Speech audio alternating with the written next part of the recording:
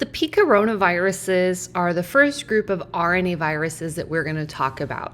They are small, naked, single-stranded RNA viruses, and the little plus means that they are positive sense strand viruses. That's going to be really important for you to understand the distinction between a positive sense strand and a negative sense strand RNA virus. A positive sense strand RNA virus basically looks just like mRNA, meaning it can be translated right away. A negative sense strand RNA virus first has to be copied or transcribed into a positive sense strand before it can be translated. So when we have positive sense strand RNA viruses, theoretically, just injection of the naked genome into a cell can cause infection because the viral RNA can be translated right away. Because they are naked viruses, they are very resistant to adverse environmental conditions. And as an RNA virus, they replicate in the cytoplasm. And because they're naked, they usually do lead to host cell lysis. As I previously mentioned, the genome resembles mRNA. They have a 5' cap and a poly A tail. And again, if micro-injected into the cell, the genetic material alone is enough to cause infection. The majority of the Picoronaviruses inhibit host cell synthesis, and generally they outcompete the ribosomes to synthesize their own proteins. So they don't allow host protein synthesis, and that will lead to cell death. They can replicate relatively rapidly. Within 3 to 4 hours, they can release 100,000 virions. One major group of Picoronaviruses are called Enteroviruses. But don't let the name fool you. Even though they're called Enteroviruses, they don't cause GI infections. The reason they're called Enteroviruses is because they are transmitted through the fecal-oral route. And what you can see in this slide are some of the major enteroviruses, including hepatitis A, which we'll talk about when we talk about the hepatitis viruses, polio, and some of the Coxsackie viruses. We won't be talking about any echoviruses. So the enteroviruses are a broad group of viruses that are transmitted via the GI tract but don't cause GI symptoms. The majority of them are cytolytic. What we tend to see with polio is that when it gets into the gut, it travels up the gut nerves into the brain. And as it destroys neurons, because it's causing cell lysis, that can lead to paralysis.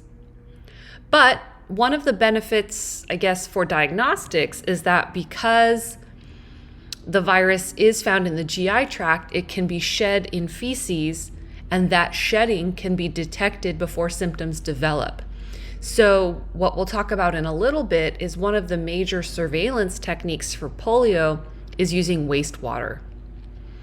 The downside, of course, to the fact that people can shed this virus before they have symptoms is that that allows for increased spread in the environment because people aren't isolating.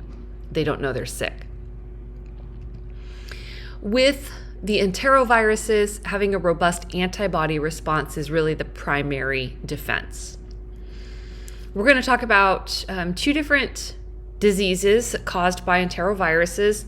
The first we'll spend just a minute on. It's hand, foot, and mouth disease. And it's called hand, foot, and mouth disease because you often see symptoms in the hands, the feet, and the mouth. This is a relatively common infection in children. You can see the headline here, children under the age of 5. This was not one that I really thought about very much until I had kids. And in all of the parenting groups, there's the horror story of my kid has a rash on the feet, and there's a picture of the kid's feet. Does anybody know what this is? And everybody's like, well, good luck. It's hand, foot, and mouth. It's caused by various Coxsackie and enteroviruses. So there are a number of different viruses that can cause this infection. They all belong to the umbrella of enteroviruses, but they can be a little bit different. For most Children and adults, it's relatively minor. Oh, by the way, if your kids have it, you're probably going to get it too, just FYI. But in patients who are immune compromised, this is actually one of the more common causes of viral meningitis or encephalitis. So it is something to look out for. But, when it goes through the house, as long as the children are not immune compromised, it's probably going to be okay. The more dangerous infection is polio. So polio has been eliminated from the Western Hemisphere in terms of wild cases of polio, and I'll explain that distinction in a little bit. Actually, right now. There are a handful of cases, there are more cases from the live attenuated vaccine than there are wild, naturally acquired infections. So I want you to think about why that might possibly be. So down here on the left, this is a picture of Franklin Roosevelt. He was the president of the U.S. Right after the Great Depression and into World War II. And he was paralyzed he had very, very weak legs. So from the waist down, he often was only photographed from the chest up, or he was propped up so that he could stand and deliver speeches, because most of the country didn't actually know that he was paralyzed. With the introduction of the polio vaccines, we see, this is in the US, a significant decrease in the amount of polio. We still do give polio vaccines in the US because polio does exist. But we don't see cases here anymore. So there's an inactivated or killed poliovirus vaccine that was introduced in the mid-1950s, and then an oral live polio vaccine that was introduced in the early 1960s.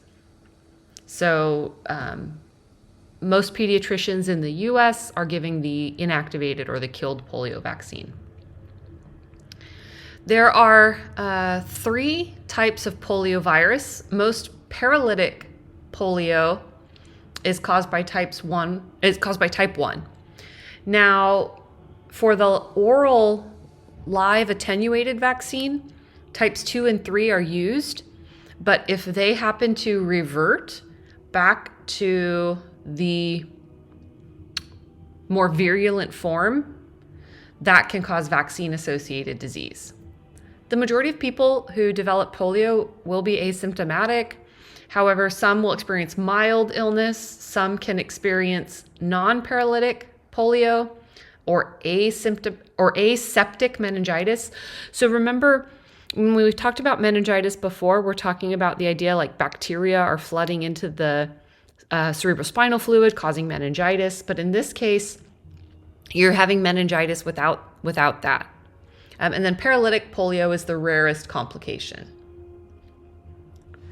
Paralytic polio is a flaccid paralysis with no sensory loss. So this means that the patients can still experience pain. They can still feel their legs. For example, if we say the legs, but they can't actually control them. It can involve only a few muscle groups, or it could be more severe. Recovery can be anywhere from 6 months to 2 years. Unfortunately, some patients develop polio in the muscles of the pharynx, the vocal cords, and those that control respiration, which, as you might imagine, leads to death in approximately 75% of patients. Post-polio syndrome would be symptoms of polio that would occur 30 to 40 years later in anywhere from 20 to 80% of patients who originally had polio. The infection, the meningitis can be diagnosed because the cerebrospinal fluid is aseptic, right? You don't see any organisms in there. There's a lack of neutrophils, and glucose levels might be normal to a little bit low. Poliovirus can be isolated from the pharynx and feces and grown in monkey tissue culture. We can also try to detect the viral RNA or polio-specific antibodies.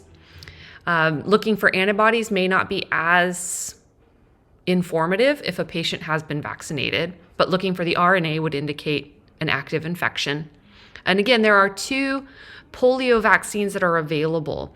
The inactivated form was developed by Jonas Salk in the 50s, and the live attenuated oral vaccine in the 1960s. What we're looking at here are the antibody titers from each of the vaccines. So what is important to note is the difference between the inactivated and the live, especially like the duodenal IgA. So you have higher levels of both nasal and duodenal IgA in patients that have been vaccinated with the live attenuated oral vaccine. And because the virus infects the GI tract, it's an enterovirus, having higher levels of duodenal IgA could provide more protection. I'm not going to read this slide to you, but you can look at this slide. You should look at this slide and see the pros and cons of the 2 different kinds of vaccines. Worldwide, WPV represents wild poliovirus. Wild poliovirus type 2 was eradicated in 1999. Wild poliovirus type 3 was eradicated in 2020. Wild poliovirus type 1 has been identified in 3 countries: Mozambique, Afghanistan, and Pakistan. And if you total up the number of cases in the past 12 months, as of March 21st, the number of cases in the past 12 months is 30 worldwide. What these other numbers represent are vaccine-associated cases. So in yellow are reversion of one specific type or associated with one specific type.